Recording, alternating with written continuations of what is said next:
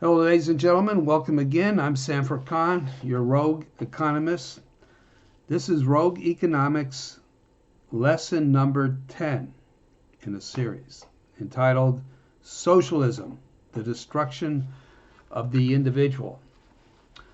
First of all, before we get into how it destroys the individual, it's necessary to define what socialism is. Now, you could have the feel-good definition. It's basically where everybody looking out after each other and helping each other out. That's not the definition of socialism. That's the sort of hippie and feel-good definition of socialism. That's not what socialism is about. The true and correct definition of socialism is a form of government where the government controls either in total or in large measure the three factors of production. These three factors of production are land, labor, and capital. Land, labor, and let me get it centered, capital. If they control these either in total or in large measure, then they control you. You're under their control.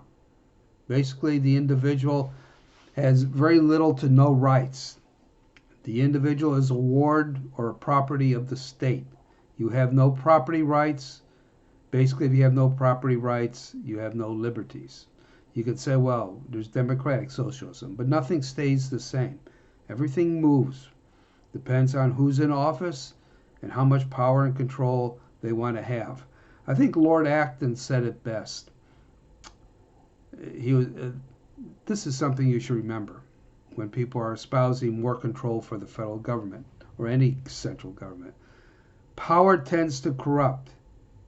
Absolute power corrupts absolutely. And when you go on the path of socialism, you're increasing the odds that you're going down the path of absolute power.